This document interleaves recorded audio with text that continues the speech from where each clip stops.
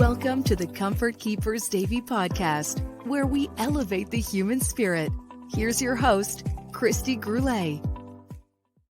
Hello, everyone, and welcome to episode number 2 of the Comfort Keepers Davy podcast. I'm your co-host and producer of the show, Jeremy Wolf, and I'm here with none other than your host.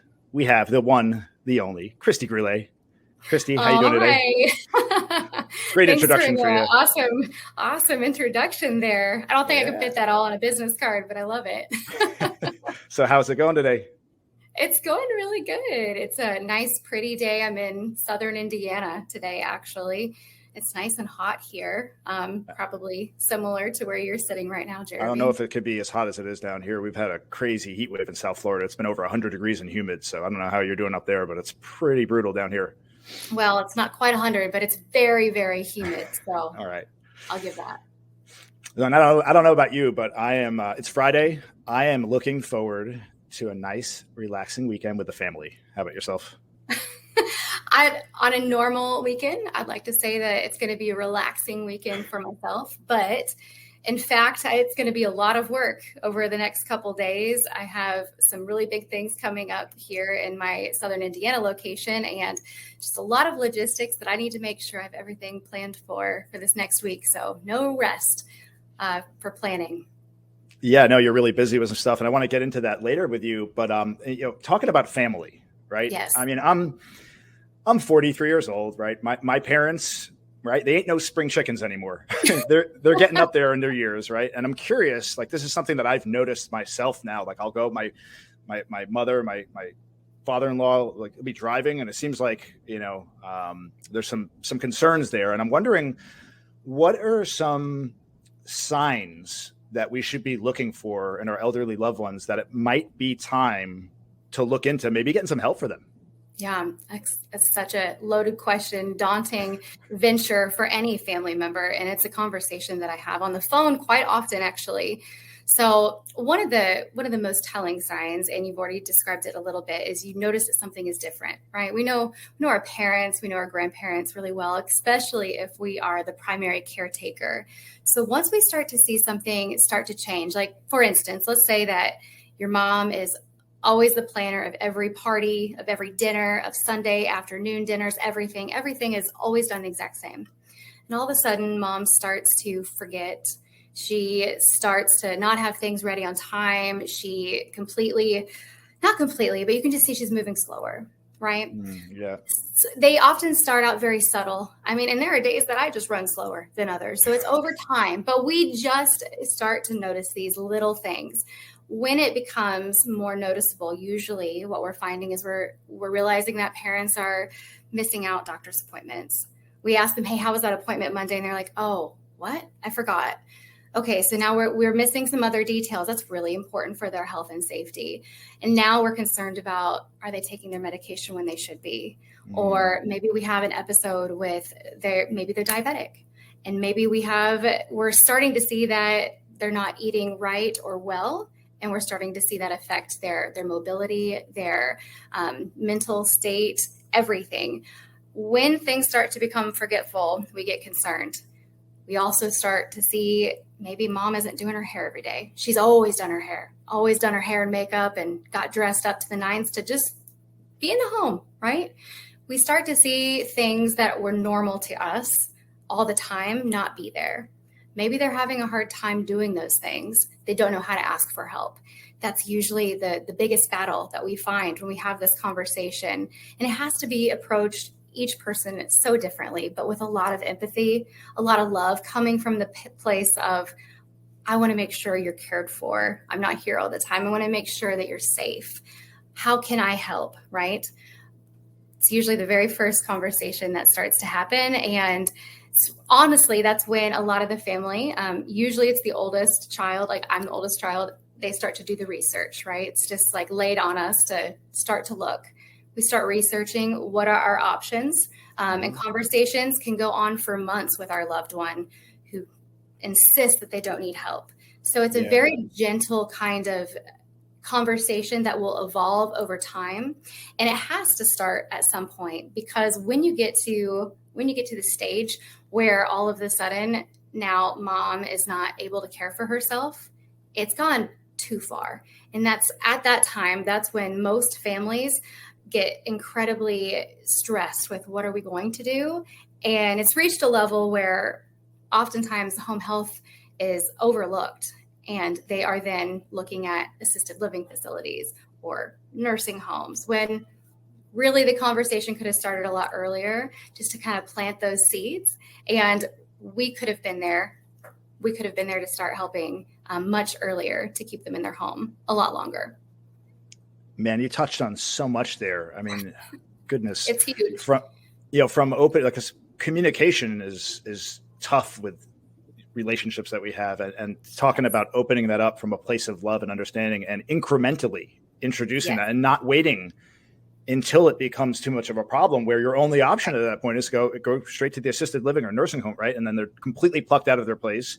And that type of change is traumatic on somebody. So to gradually do this process, oftentimes I'd imagine they could stay at their home for a lot longer, if not until they're so much. Right. Yes. So that's really. And honestly, I've approached it so many different ways with different families, just depending on what the dynamic is. Like, are the family members actually in town with their loved one? Are they calling me from out of state? And we have been very creative in being introduced to a loved one as a friend of the family.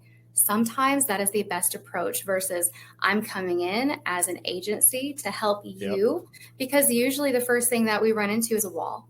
I can do it. They're worried about me. They don't need to worry about me. They don't need to pay for this. Like, it's just, we can all hear the conversation, right? Especially the elder generations, right? Absolutely, they're extra stubborn.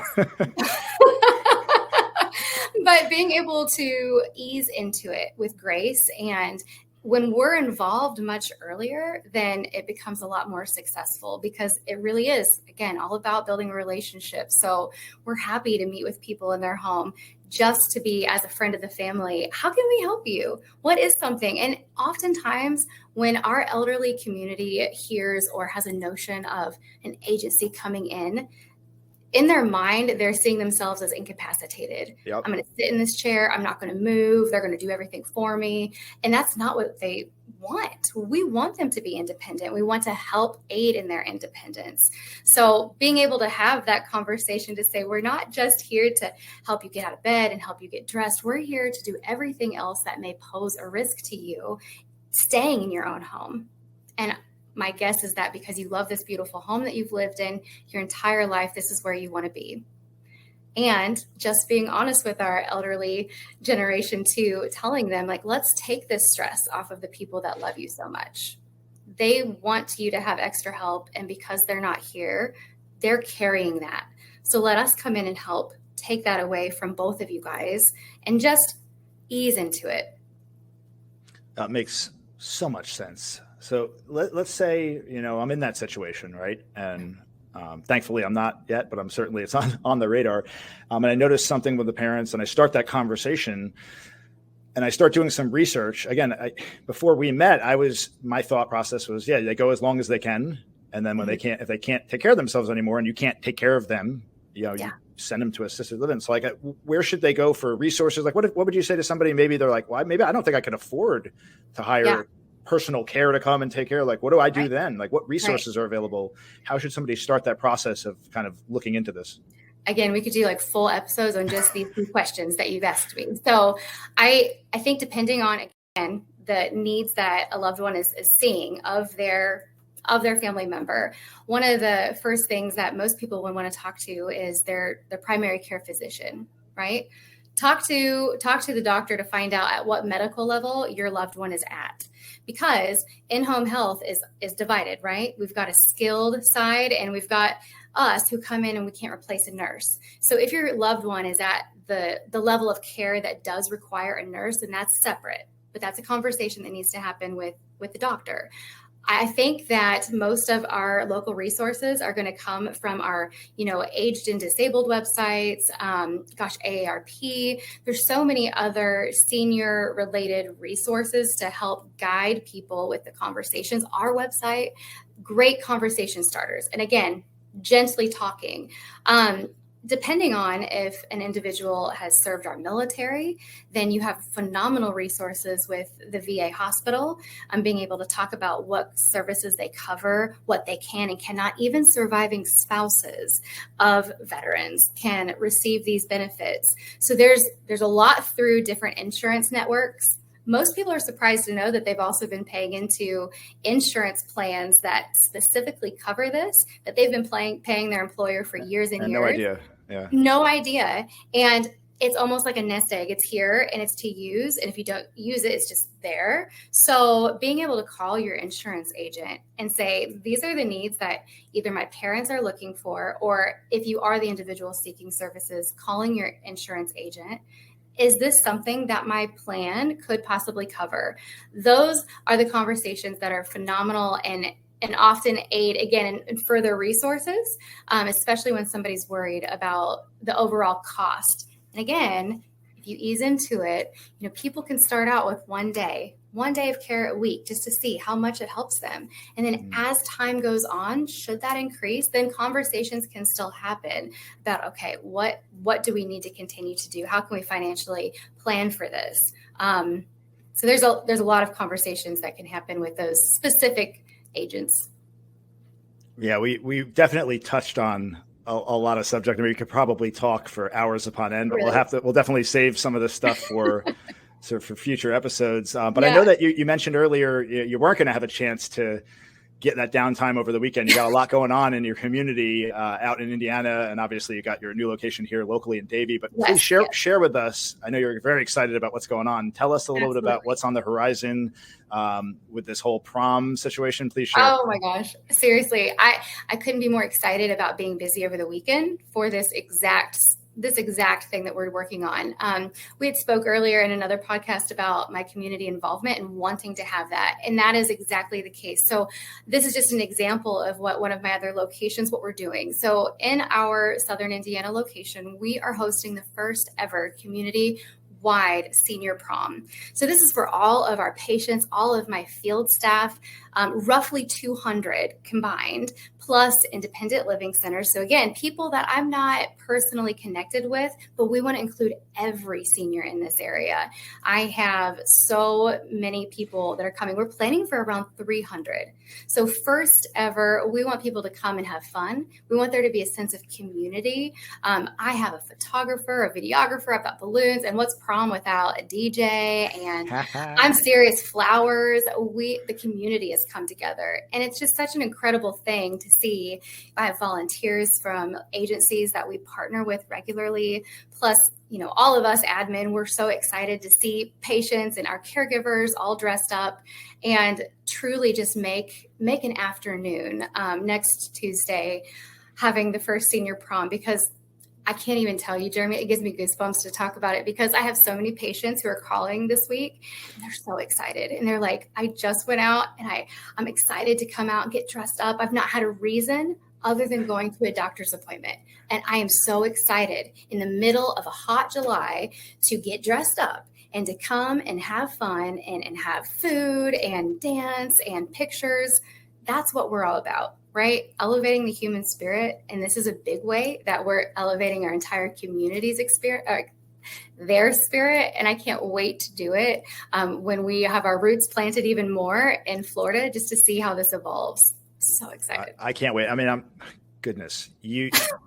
the passion is just oozing out of it. Like, you're talking about all this and I'm getting all warm and fuzzy inside. Like, it's such a wonderful thing that you're doing for the community. And it just sounds like I wish you the best. I wish I could come. I'm not there, but I know you're going to have an amazing event, and I can't wait to see you replicate that down here in my neck of the woods. So awesome. Christy, it's always a pleasure talking to you and learning about everything that you're doing. It's just fantastic. So, until next time, thank you everybody for listening, and we'll see you on the next episode. Thank you. Comfort Keepers Davie podcast. All right, take care. Thank you for listening to the Comfort Keepers Davie podcast. For more information, visit comfortkeepers.com or call 954-947-7927.